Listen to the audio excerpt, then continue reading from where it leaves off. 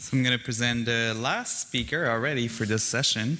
It's going quite fast I think they were afraid of wearing the hats, so they just went through their presentation very fast. So let's see if for the last speaker we'll have to wear the short hat. Ingrid Young is a postdoctoral research fellow at the MRC CSO Social and Public Health Sciences Unit at the University of Glasgow. She completed her PhD at the University of Newcastle, England, on gay and bisexual men's understandings of risk in sexual health. She has recently conducted a qualitative study on the acceptability of PrEP and treatment as prevention amongst communities most affected by HIV in Scotland. Her new project will work with health and community stakeholders to support critical HIV literacy development in sexual health and well-being of communities most affected by HIV. Ingrid. I'd really like just to thank you for letting me come and present at your conference. This has been a really fantastic experience so far, so hopefully I won't disappoint in terms of quality of presentation. I'm just going to talk to you briefly today about some of the findings coming out of my work. I didn't explicitly go out and look at HIV literacy or sexual health literacy, but I think some of the stuff has been quite relevant to what we're talking about. I've been looking at the acceptability, as Olivier said, the acceptability of PrEP and TasP amongst gay and bisexual men in Scotland, and I think with an aim to understanding how it fits into their everyday lives. And let me see if I can work this out. So the project included both gay and bisexual men in Scotland and men and women from migrant African communities, because they're the two groups most affected by HIV in Scotland and in the UK. But for the purposes of this talk, I'll focus obviously on gay and bisexual men. It was quite a broad project, and just before I get into the kind of findings and stuff, I think I should be clear about what I mean by TasP and PrEP, because I think as we move kind of country, we move even province, I think the policies are quite different.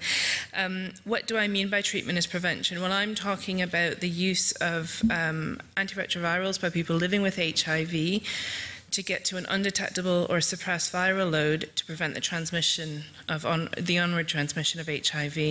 In the UK at the moment, you don't automatically go on to treatment once you're diagnosed. You can have a discussion with your consultant, but it's not a certainty, and we can talk about the different contexts that you have in BC and elsewhere. But I think the important thing is to think about how people feel about using treatment to prevent onward transmission, and bearing in mind the very different and important issue of criminalisation of HIV transmission, and we can get into that later. But briefly, that's what I mean by treatment as prevention. PrEP, I think you're probably all fairly familiar with the use of antiretrovirals to prevent transmission, but the use by HIV negative people. You are probably well aware, living north of the US, of the kind of legal availability or the use of Truvada as PrEP in the US.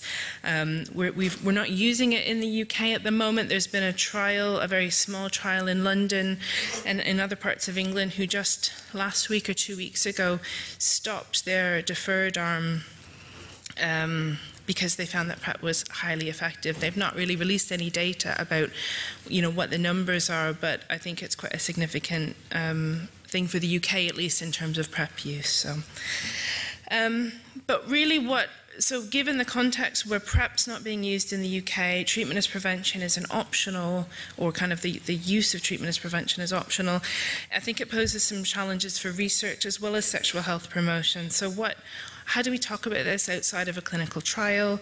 How do we imagine kind of these prevention possibilities? And how do you encourage people to talk about them? What do you do? We're talking about existing practices, but we're also talking about things that people haven't encountered before. And what messages do we use? Again, that's quite a common theme throughout this talk. So what did we do? We ran focus groups. Of course, it's qualitative research. You do focus groups and interviews, but that's what we did.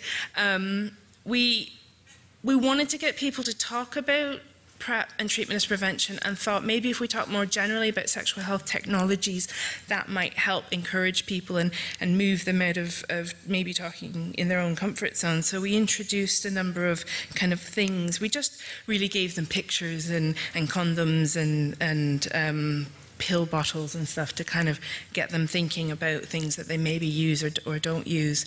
And that was really to explore, how do people talk about sexual health technologies? How do people talk about PrEP and treatment as prevention? We then ran a number of interviews to kind of further explore some of the things that came out of the focus groups. And there are a couple of cards up there. We use them in both the focus group and interviews. They're not perfect. The text could definitely be changed, but it was something to kind of encourage people to talk, to understand fairly briefly, fairly quickly what it was we were asking them about. But actually, in the interviews and the focus groups, we spent quite a long time explaining, answering questions about what PrEP was and what treatment as prevention was. So these are just kind of some of the imperfect tools to start the conversation. So who did we talk to? Paul put up a map yesterday of Scotland. Does this point? Oops. It's the up one. Aha. So Paul put this map up yesterday. This is Scotland. This is Scotland. And these two dots here are Glasgow and Edinburgh. And those are where the highest rates of HIV are in Scotland. This province, or this is not province, this county is Lanarkshire, and then this is kind of Aberdeen up here. And this is where most of the participants came from. I mean, we didn't include anyone in the Highlands and the kind of Dumfries and Galloway, but these are the kind of main belt, and this is where most people live in Scotland, and that's the extent to my census knowledge of Scotland. But it just kind of gives you an idea about where people came from, so who was included, who wasn't included in the study. We ran 5 focus groups. Remember, this was part of a slightly bigger project. Gay and bisexual men represented more than half of participants in the study, but this is a breakdown of the participants we spoke to. We spoke to both HIV positive and HIV negative men about both PrEP and treatment as prevention in a way to get access to not only their attitudes and experiences and thoughts about how they might use it, but maybe how their sexual partners might be using some of these things, or what they think about other people using these things. And they had lots of opinions about that. I won't repeat the critical health literacy. I think we should all get a certificate at the end of this conference on Not Beam's definition of sexual health literacy, and Susan should get something about how many times her definition has been referenced. So I think you've got your PhD now, Susan. I think you don't need to do any more than that. I think for the rest of the presentation, I've got loads of time, okay. I'm just going to talk about some examples that came out of the research that have real implications for how we think about HIV or sexual health literacy, as well as how we think about how we implement PrEP and treatment as prevention, if we do implement it, where we do, how we talk about it, who talks about it, who doesn't talk about it.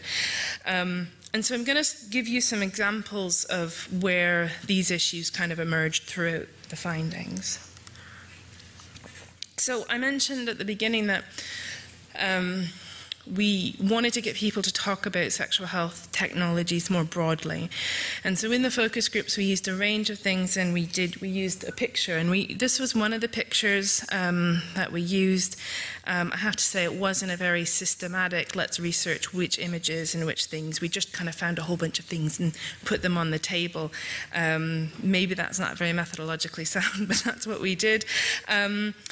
It was important we introduced these pictures to people in the groups, and this is, if you don't recognize it, we had a good talk yesterday about this, the OraQuick home test that was legalized in the US in 2012. As of April in the UK, it can be sold. It's not yet available because of kind of labeling issues, amongst other things. So we used this to give an example, to get people to talk about treatment and testing and sex and whatnot. And we had a discussion with a group of HIV positive gay men, and there have been a range of men experiences within this group, men who'd been recently diagnosed, men who'd been living with HIV for over 20 years. And they were really concerned about this test. And I'll move the quote up.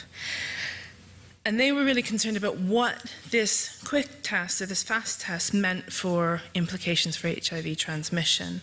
And they said, well, this looks like a home pregnancy test. And they said, this looks for, where a home pregnancy test looks for estrogen.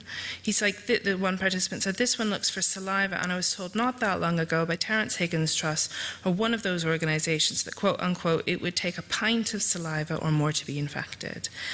And then they go on and somebody says, well, I thought you couldn't be infected by saliva, which means that saliva added to that, its low percentage of risk, it can still be passed on. And so they had this discussion about what does this mean for what we already think about HIV? What do we know about transmission? And if you have this test that can test for HIV through saliva, what the hell have we been doing? And then they kind of eventually got round to, well, actually, you can't transmit HIV through saliva. So this is a really problematic test because it could confuse other people who don't know enough about it. And I was really shocked. Thank you. I was really shocked. I didn't expect this to happen, but it made me really think about how do these new technologies impact on existing understanding. So we've been talking about adding new information, but what does this new information do to kind of existing kind of knowledge and existing practices? I'm going to talk a little bit about treatment as prevention. There was a really limited awareness of treatment as prevention. It was patterned a lot by HIV and serostatus, and I think this speaks to your stuff, Mark, about kind of the closer you are to the scene, the closer you are to people living with HIV, the more you might know about it. And I think one man in particular who'd been living with HIV for quite a long time, who considered himself quite well read up on HIV, talked about kind of only recently learning about treatment as prevention. And it's a bit of a long quote. And he talks about reading about TasP in a magazine, Baseline. If you don't know, it is a kind of a magazine aimed at people living with HIV. It has quite a lot of scientific information in it. And he said, well, I don't know about the CD4 count, but it does make me think, if your viral load is negligible, it does make me think, yes, if I'm not infectious, there may not be anything to worry about. Why have I been in hibernation? And I think it was really a striking point in the interview when he talked about kind of this realization that his ideas about himself as someone living with HIV might be changed quite significantly by the scientific information that kind of has been held back from him or not available to him. But of course, awareness doesn't mean that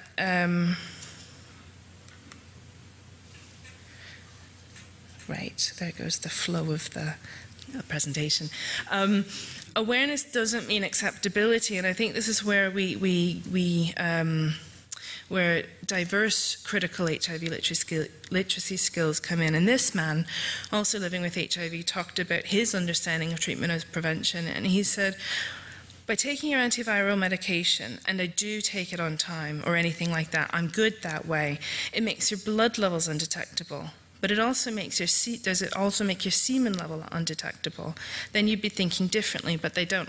I've muddled that up a little bit. But his point was, we're talking about undetectable levels in your blood, and his knowledge of HIV included knowing that or thinking that your viral levels are different in your semen or your blood and other bodily fluids, and he was really quite concerned about that. So I think it's important to recognize that when we talk to people about treatment as prevention, when people are informed about it and they learn about it, they're going to be some people are going to be quite critical about it and are actually going to know more about it than maybe some of us do, or maybe then that kind of simple message of undetectable means non-infectious. But we can talk about the science of it. But I think it was just a really important point that he was making in that he was quite highly literate in terms of HIV and therefore quite critical of the messages coming out. But the same participant also talked about difficulties in how do you raise this with a partner. And this is quite a long quote. But he said he was seeing a guy who was HIV negative they were using condoms. He wanted to bear back with them or have sex without condoms with them, and he said, and he didn't know how to bring it up. And he said, I'd like to have bareback sex with him, but thinking, how do I bring that up with him? What would he think of me then? Would he be thinking, are you willing to put my life at risk, you know? Because he wouldn't know anything about it. I sometimes feel like saying to him, I've printed all this off for you, go and read it. But that's forcing somebody into that. If he felt like that, I think he knows I would like to do that because of certain signs or something I've given him, but we've never discussed it. And I think it's really critical to recognize that as much as this participant was really quite well aware of all of the science of treatment as prevention and quite was having negotiating safer sex or negotiating sex with his sexual partner, he didn't feel he was in a position to kind of fully negotiate the sex that he wanted to have with this guy. He wasn't able to take this scientific information that we're all kind of, celebrating and actually share it with an HIV negative partner who might not know about it. And I think it's about paying attention to the inequalities in sexual relationships, especially serodiscordant sexual relationships, and about supporting people living with HIV to negotiate kind of the safer sex and to negotiate or even talk about treatment as prevention. Those are 5 minutes. Briefly, this is quite a long quote. I won't read it out. But this was a focus group with young HIV negative or untested guys who weren't from either Glasgow or Edinburgh, and from a fairly rural space, and they didn't trust the information I was giving them or that we were giving them, or they were quite skeptical. And if you skip to the bottom, they were like, oh, we can't trust it, you need to get information from certain places, you can't believe anything you read on the internet. And I said, well, this information is from the Food and Drug Administration in the US. And they responded, well, we don't know if they've been lazy in their job or they've not taken it. We don't know anything about it. And I think it's important also here that these kind of these organizations that we hold to a certain degree in esteem, or we claim to recognize their scientific rigor and the statements that they make, that doesn't translate all the time either. This speaks quite a lot to what James was talking about this morning in terms of calculating risk. And this was from an interview. There was a discussion about how effective condoms were. And if condoms aren't 100% effective, then how do you calculate this? And it was in the context of treatment as prevention and PrEP, but he said, but there's obviously still a 10% risk in relation to condoms. But as you said, it's the same with condoms. Sorry, that's treatment as prevention and condoms. So it's either you take the 10% risk and say, well, I'll use condoms and we'll use TasP, and that's 180%. And then if you add PrEP in, that's 253 out of 300. And he was clearly joking about kind of adding up the scores, but really, when we're thinking about selling PrEP in terms of combination prevention strategies, we need to be able to enable people to make these calculations, whether they use the numbers or whether they use the more qualitative descriptions of risk. They need to have that kind of skills to understand all of these numbers that we keep talking about. And finally, I think how much knowledge is too much knowledge, and how much does stigma continue to play a role in HIV literacy and in negotiating safer sex? And this guy talked quite at length about kind of not being able to disclose his HIV status to people he knew or people that he met. And he says, I bumped into an 18-year-old, so somewhere down the line, through nothing I said, brought up sort of HIV with some level of awareness. But, not that I've got HIV or anything, or, sorry, I'm muddling it up.